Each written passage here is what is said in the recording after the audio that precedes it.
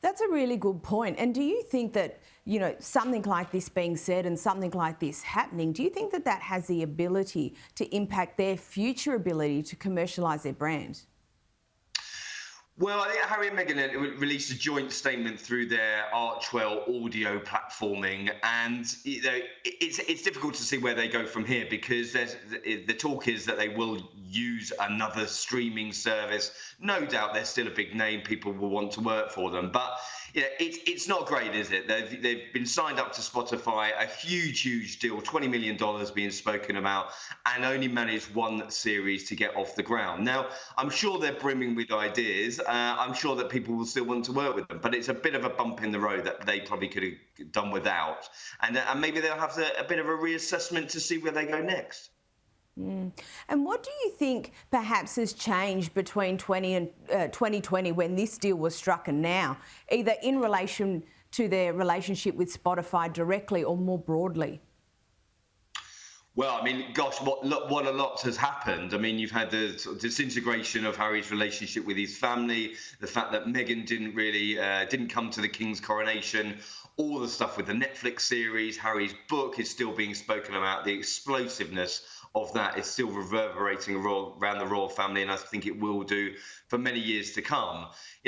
Harry's relationships with his family are at rock bottom, so I can't see where they really go from here. I do think that the parting of the ways, not only with their business interests, but with the family, probably needs to die down a little bit, and everybody take stock of what's happened in order to try and move forward with all the relationships. Mm-hmm. Now, yesterday was Trooping the Colour to celebrate King Charles's birthday, another excellent royal spectacle. But a few things are a bit different this year than they've been in the past. Can you run us through those? Well, I can, because it was a great day. I mean, anyone who's saying we're sort of sick and tired of pomp and pageantry should have watched the spectacle on the show yesterday, because it was a glorious day in London. This is the official monarch's birthday, but there were obviously a lot of changes. Of course, the late Queen no longer with us. It was King Charles's first official birthday parade. And I had to sort of note them down. There were so many. We had the King Charles on horseback. That was the first time a monarch had done that in more than 30 years. 1986, the last time we saw the Queen on a horse during the ceremony. But again, you talk about the changes of time and the very fact that we are in a new era. We saw the new epaulets, CR for Charles Rex. We saw the red arrows that you saw there and the fly past spelling out the letters CR as well. But look at Kate and Camilla. They were given new roles. Kate as Colonel of the Irish Guards, Camilla as Colonel of the Grenadier Guards. And again, we saw a lot of changes to do with the whole business of the marching and who was present as well. So pretty great spectacle, got off to a great start, and another first for King Charles. Now, my favourite part of any royal event is the fly past while the family's on the balcony. Who was on the balcony this time, and did it send a message the way it usually does? Well, again, I think we saw at the coronation that the King Charles is looking to sort of demonstrate this slimmed-down monarchy. We've heard that sort of language used for quite a while now, and it was just working royals again. Why is this? I think in the past we've seen an awful lot of people on the balcony, trying to spot a who's who. Do so many people need to be associated with the royals? Charles obviously thinks not. And so it was literally just the nucleus of the family, the people who are still those working royals, as you will. So, of course, no Harry and Meghan. Whether they were invited or not is another story. No Prince Andrew, of course, him having to step back from his royal duties. But it will obviously get smaller and smaller. The people you saw on the side, such as the Duke of Gloucester, the Duke of Kent, they will probably retire in the next few years. I mean, Duke of Kent is in his late 80s, and that slimmed down version is going to get an awful lot more slimmed down. So, Princess Anne said it a while ago, that how many more people can sort of leave the firm? Well, we're going to see it play out in the next few years, I imagine. Yeah, I think that's a pretty reasonable observation. Now, look, in other news, a great report actually from you guys out of the Mirror this week about how Prince Louis may have missed out on a title if it were not for a change of a rule by the Queen. So what was the issue here, and how was the rule changed?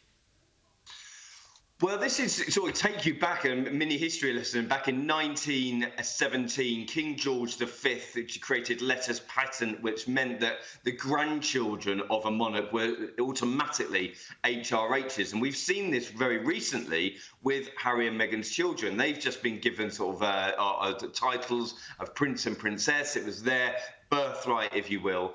But the very fact that the Queen lived for so long, when William and Kate were coming to have their children, they wouldn't have automatically been HRHs. So the Queen declared that when Prince George was born, that William and Kate's children would have those roles. Now, does this matter? Well, some people may say it doesn't matter at all. But I think the Queen wanted that continuity, and not only giving it to Prince George, but also to extending it to the rest of the Wales family. So, I think Louis and Charlotte are already great ambassadors for the family. We saw Louis on the balcony, those picture perfect frames of him enjoying himself always make the papers and go across the world. So I think in the future we'll be seeing a lot more of those on royal engagements, and why not, eh?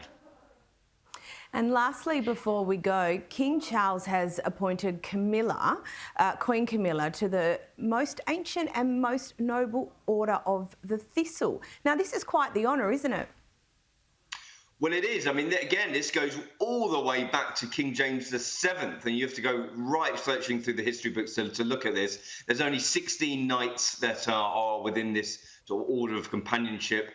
And again, there will be, I imagine, a small ceremony once we get up to the royals going up to Scotland.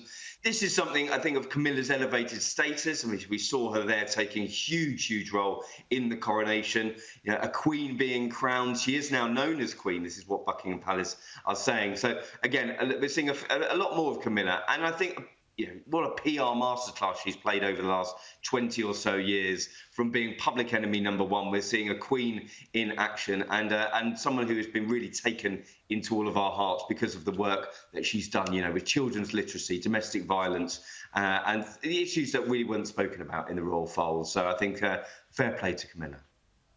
Excellent as always. Russell Myers, thank you so much for joining us this evening. We'll catch you again soon.